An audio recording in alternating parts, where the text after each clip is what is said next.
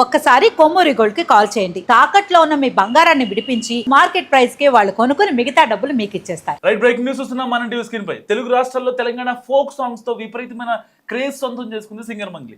ఆ తర్వాత సినిమాల్లో వరుస పాటలతో మరింత పాపులారిటీ సొంతం చేసుకుంది ఇవిడ. తాజాగా సింగర్ మంగ్లీపై కేసు నమోదైంది పంజాగుట్ట పిఎస్ లో. ఆమెతో పాటు తన సోదరుడు షోపై సైతం పంజాగుట్ట పోలీసులు కేసు నమోదు చేశారు. అధిక లాభాల ఎరతో మంగ్లీ సోదరుడు సహా మరికొందరు 10 కోట్లకు పైగా మోసం చేశారనేది వీరిద్దరిపై ఉన్న అభియోగం. సో మంగ్లీ ప్రచారం చేయడంతో 200 మంది పెట్టుబడులు పెట్టారన్నారు లాయర్ సుబ్బారావు. కొంతమంది బాధితులు మంగ్లీకే డైరెక్ట్గా డబ్బులు ఇచ్చారని, సో మోసంపై మంగ్లీని ప్రశ్నిస్తే తనపై బెదిరింపులకు దిగారన్నారు లాయర్ సుబ్బారావు. సో నిందితులు దాదాపు 200 కోట్ల స్కామ్కు పాల్పడ్డారని, బ్యాక్ ఎండ్లో మంగ్లీ ఇన్వాల్వ్మెంట్ ఉందన్నారు లాయర్ సుబ్బారావు. తనను ఆశ్రయించిన బాధితులే సుమారు 10 కోట్ల మోసపోయారంటూ హాట్ కామెంట్ చేశారు. మంగ్లీ సహా సోదరుడు శివ, డైరెక్టర్ వేడు బిఎన్ఎస్ 351, 352 సెక్షన్ల కింద కేసు నమోదు చేశారు పంజాగుట్ట పోలీసులు. ఒక్కసారి మంగ్లీ మాట్లాడిన బయట విందాం. ఏదైతే మైక్రో ఫైనాన్స్ పేరిట ఈ సుబ్బు అనే అడ్వకేట్ ఎవరైతే ఉన్నారో ఆయన నా మీద చేస్తున్నటువంటి ఆరోపణలు ఏవైతే ఉన్నాయో అవన్నీ ఫేక్ అలిగేషన్స్. నిజంగా నేను ఇందులో ఇన్వాల్వ్ అయి ఉంటే గిన నేను ఎక్కడికైనా రావడానికి సిద్ధం. నేను ఎక్కడ ఏ పోలీస్ గడపలైనా ఏ ఏమంటారు కోర్టు గడపైనా తొక్కడానికి సిద్ధం. ఇందులో నన్ను ఇన్వాల్వ్ అయినావు అని చెప్పి తేలిస్తే నేను ఏమన్నా చేయడానికి సిద్ధం. ఇన్వాల్వ్ కాలేదని తేలిస్తే మీరేం చేస్తారు? మీడియా మిత్రులు అందరూ కూడా, నేను మీడియా ఫ్యామిలీ నుంచి వచ్చాను, మీరందరూ ఏం చేస్తారు? నాకు మాట ఇవ్వాలి. ఆయన ఇవన్నీ తప్పుడు ఎలిగేషన్స్ వేస్తున్నాడు. ఒక బంజారా గిరిజన ఆడబిడ్డ మీద కష్టపడి 14 ఏళ్ల నుంచి ఒక్కొక్క మెట్టు ఎదిగి పోయినటువంటి ఆడబిడ్డ మీద ఆయన ఈ ఫేమస్ కోసం కేవలం బిగ్ బాస్కి వెళ్ళాలి, శ్రీముఖి అంటే క్రష్, ఫేమ్ అవ్వాలి. ఆయన ఒక భరతనాట్యం డాన్సర్. సో ఆ డాన్స్ అవన్నీ నేర్చుకొని ఉన్నాడు కాబట్టి ఆయనకి సినిమా పిచ్చి ఎక్కువ, సినిమాల మీద మక్కువ ఎక్కువ.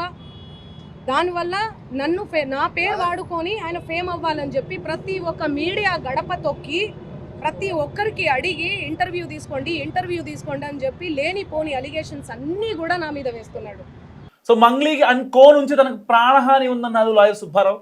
లాయర్ సుబ్బారావు తనపై దుష్ప్రచారం చేస్తున్నారంటూ చెప్పుకొచ్చారు. కన్నీటి పర్యంతమయ్యారు మంగ్లీ. సో అతనికంటే ముందే మంగ్లీ నార్సంగి పోలీసులకి ఫిర్యాదు చేసిందట. అండ్ నోట్ల కట్టలు చూపి తనను బద్నాం చేస్తున్నారని ఆరోపించారు మంగ్లీ. ఆ డబ్బుతో తనకేం సంబంధం లేదన్నారు సింగర్ మంగ్లీ. తనపై ఆరోపణలు చేసిన న్యాయవాది సుబ్బారావుపై ఆవిడ దుమ్మెత్తిపోశారు.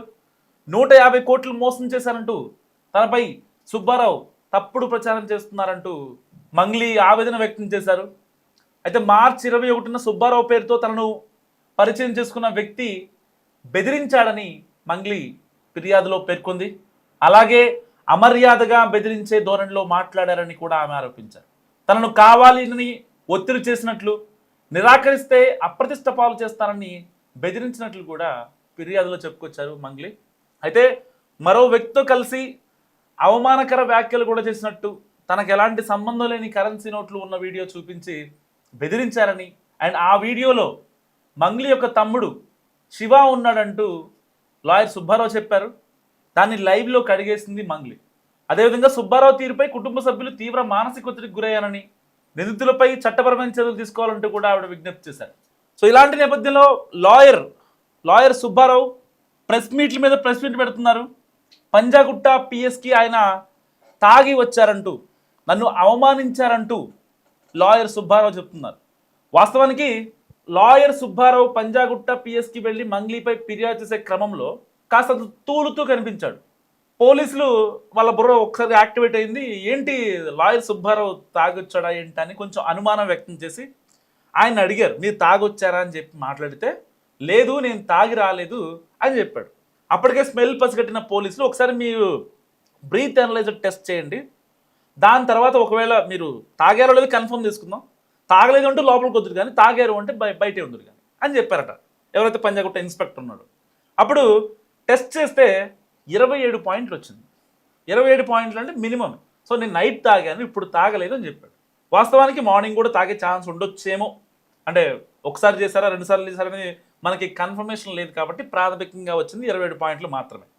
కాబట్టి ఇలాంటి నేపథ్యంలో అతను నన్ను మంగ్లీ ఇబ్బంది పెట్టిందని, తనను వేధించిందని, వాళ్ళ కుటుంబ సభ్యులతో ఫోన్ చేసి బ్లాక్మెయిల్ చేసిందని, బ్యాక్ ఎండ్లో మంగ్లీ, ఫ్రంట్ ఎండ్లో వాళ్ళ తమ్ముడు and Mangli team and gang ఇంకా వీళ్ళంతా ఉండి 200 కోట్ల రూపాయలు ఎరవేశారంటూ లాయర్ సుబ్బారావు సెన్సేషన్ క్రియేట్ చేశాడు. దాదాపుగా 3-4 రోజులుగా మంగ్లీ వివాదం ముదురుతోంది తప్ప ఎక్కడ తగ్గట్లేదు. అసలు ఈ 200 కోట్లు వసూలు చేసిన దాని వెనక ఎవరున్నారు, ఎవరి డైరెక్షన్లో జరిగింది, ఆ డైవర్షన్ ఎవరు చేశారు, మరి ఆ డబ్బు ఎక్కడుంది, ఎవరికి వెళ్ళింది ఆ డబ్బు అనేది ఇక్కడ చాలా ఇంపార్టెంట్. ఎలిగేషన్స్ చేస్తున్నారు లాయర్ సుబ్బారావు, చాలా స్ట్రాంగ్గా ఉంది. అంతే ధీటుగా ఇక్కడ మంగ్లీ కూడా లేదు, నేను ఈ స్కామ్లో ఉన్నానని నన్ను నిరూపిస్తే నేను దేనికైనా సిద్ధమే అంటూ ఇటు మంగ్లీ కూడా చాలా గట్టిగా కౌంటర్ ఇస్తున్నారు. సిద్ధమా అని అడుగుతున్నారు లాయర్ సుబ్బారావుని.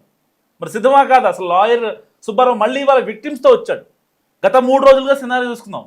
అయితే 3 రోజుల క్రితం నోట్ల కట్టల వీడియోలు, ఒకరోజు ప్రెస్ మీట్ పెట్టి, ఒకరోజు పంజాగుట్ట పిఎస్లో కేసు పెట్టి, దాని తర్వాత మంగ్లీ కూడా వెళ్ళి పంజాగుట్ట పిఎస్కి వెళ్ళి కేసు పెట్టి, దాని తర్వాత మళ్ళీ ఇప్పుడు తాజాగా ఈ ఎపిసోడ్లో లాయర్ సుబ్బారావు విక్టిమ్స్ని ఏదైతే బాధితులు ఉన్నారో వాళ్ళని తీసుకొచ్చి మాట్లాడించే ప్రయత్నించి ఒక్కసారి ఆ బయట వినే ప్రయత్నం చేద్దాం. వాళ్ళకి అన్నిటికీ అన్ని తెలుసు, అన్ని తప్పుదోవ పట్టిస్తున్నారు వాళ్ళంతా. అన్ని తెలుసు వాళ్ళకి. తప్పుదోవ పట్టించడము, ఫోన్ చేసి బెదిరించడము, ఏం చేసుకుంటారో చేసుకోమని చెప్పడము, అన్ని తెలుసు వాళ్ళకి. కావాలని తప్పుదోవ పట్టిస్తున్నారు వాళ్ళు. మా దగ్గర అన్ని ఎవిడెన్సెస్ ఉన్నాయి. అన్ని చూపించినప్పుడు డబ్బులు ఇచ్చేస్తామంటున్నారు, దాన్ని డబ్బులు ఇస్తలేరు. నేను కూడా బాధితుడిని. నేను డైరెక్ట్ మధుకే ఇచ్చాను. నేను 15 లక్షలు ఇచ్చినాను. నేను మాకు అన్ని రిలేటివ్స్ ఉన్నారు. నేను మంగ్లీ వాళ్ళ చెల్లెని మ్యారేజ్ చేసుకున్నామని చెప్పినారు నాకు. ఏ ఇన్వాల్వ్మెంట్ లేదు. చెప్పిండు ఊరు చిన్న పిల్లలు అనే చెప్తారు. చిన్న పిల్లలను కూడా మంగ్లీ వాళ్ళ చెల్లెల్ని పెళ్లి చేసుకుంటున్నాను అన్ని చెప్పినారు మాతోని. మా ఊరికి వచ్చినారు. మంగ్లీ బర్త్డేకి ఫామ్ హౌస్ కి వెళ్ళి బర్త్డే కూడా చేసి సెలబ్రేషన్ వెళ్ళారు. ఆమె వీళ్ళంతా ఎలా అప్రోచ్ ఎలా మోసపోయారు మీరు? ఇదే ఏదో కంపెనీలో ఇన్వెస్ట్ చేస్తున్నాము జేఎన్ఐ అని పెట్టి వాళ్ళు అంతా ఒక చూపించినారు. ఇట్లా లాభాలు వస్తాయి, మీరు పెట్టండి సార్, మీకు మంచిగా ఉంటుంది, మీ ఫ్యూచర్ మంచిగా ఉంటుంది అని చెప్పేసి వాళ్ళంతా దీంట్లో పెద్ద వాళ్ళు ఇన్వాల్వ్మెంట్ ఉన్నారు, మీరు కూడా మంచి లాభాలు పొందు వస్తారని చెప్పేసి చెప్పినారు మాకు. అయితే మేము ఇన్వెస్ట్మెంట్ పెట్టడం జరిగింది. సో వీళ్ళు చెప్పేది ఏంటి, మేము డైరెక్ట్గా అక్కడ డబ్బులు ఇచ్చాం, సింగర్ మంగ్లీకి మేము ట్రాన్స్ఫర్ చేశాము, అండ్ వాళ్ళ తమ్ముడు శివ ఎవరైతే ఉన్నారో వాళ్ళు కూడా వాళ్ళ టీం వచ్చి డబ్బులు కనెక్ట్ చేసుకుంది. మేము ఎప్పుడైతే డబ్బులు ఇవ్వండి రీపే చేయండి అని అడిగామో మాపై బెదిరింపులు చేశారన్నది ఇక్కడ ప్రధాన అభియోగం. ఎవరు బెదిరింపులు చేశారు ఏంటన్నది మరి కాసేపట్లో తెలియాల్సి ఉన్న నిజం. ఎందుకంటే ఇద్దరిపైన కేసులు పెట్టుకున్నారు. సో ఇద్దరిపైన ఎఫ్ఐఆర్లు నమోదవుతాయి, చీటింగ్ కేసులు పడ్డాయి, 420 కేసులు పడ్డాయి, ఇంకా బెదిరించిన కేసులు పడ్డాయి, చంపేస్తామని, అబ్యూజ్ లాంగ్వేజ్ యూజ్ చేసామని ఇలాంటివి కేసులు పడ్డాయి. సో ఇప్పుడు కాల్ డేటా తీసే పనిలో పోలీసులు పడ్డారు. అండ్ దట్టు పర్టికులర్గా లాయర్ సుబ్బారావుని లోపలికి రానివ్వలేదంటూ తనను అవమానించారంటూ లాయర్ సుబ్బారావు చాలా ఎమోషనల్ అయ్యాడు. పంజాగుట్ట పోలీస్ స్టేషన్ దగ్గర చాలా పెద్ద హడావుడి జరిగింది, తీవ్ర గందరగోళం జరిగింది కాసేపు ఒక 10 నిమిషాలు.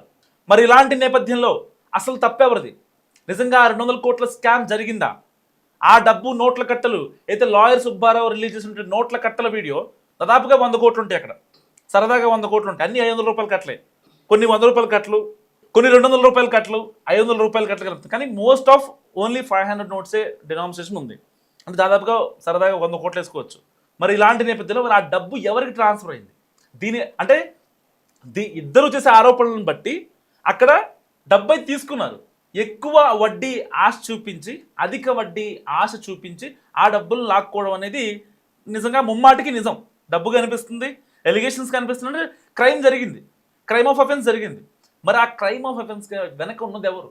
లాయర్ సుబ్బారావు ఏమో దీని వెనకాల మంగ్లీ ఉంది, బ్యాక్ ఎండ్లో ఈవిడ ప్రమోట్ చేసి ఏళ్ల త్రూగా ఈ మైక్రో ఫైనాన్స్ని ఎక్కువపెట్టి మీకు ఎక్కువ డబ్బులు ఇస్తాం, తక్కువ మీరు జస్ట్ 10,000 పెట్టుకుని మీకు 15,000 ఇస్తాము 1 మంత్లో 2 మంత్స్లో అని చెప్పి వాళ్ళ దగ్గర నుంచి 200 కోట్ల రూపాయలు డబ్బులు లాక్కొని, అయితే పిల్లల స్కూల్ ఫీజులు కావచ్చు, లేకపోతే చదువులకు కావచ్చు, లేకపోతే హైయర్ స్టడీస్కి విదేశాలు వెళ్ళటం కావచ్చు, హాస్పిటల్ ఖర్చులు కావచ్చు, లేకపోతే ఎవరన్నా అంటే వేరే వేరే పనుల కోసం, వాళ్ళ ఫ్యూచర్ ప్లాన్స్ కోసం, ఇల్లు కట్టుకోవడానికనో కారు కొనుక్కోవడానికనో కొన్ని డబ్బులు దాచుకుంటూ ఉంటారు. అలాంటి డబ్బుల్లో ఇప్పుడు 200 కోట్ల రూపాయలు జమైనాయి. మరి ఆ స్కామ్ ఎలా జరిగింది, ఎవరు చేశారు, ఎవరి డైరెక్షన్లో చేశారు అనేది ఇప్పుడు చాలా కీలకం కాబోతుంది. సో మరి ఆ స్కామ్ ఎవరు చేశారు, అసలు ఎవరు కరెక్ట్ దీంట్లో, సింగర్ మంగ్లీ కరెక్టా లేకపోతే లాయర్ సుబ్బారావు కరెక్టా? మస్తుగా కామెంట్ చేసే ప్రయత్నం చేయండి.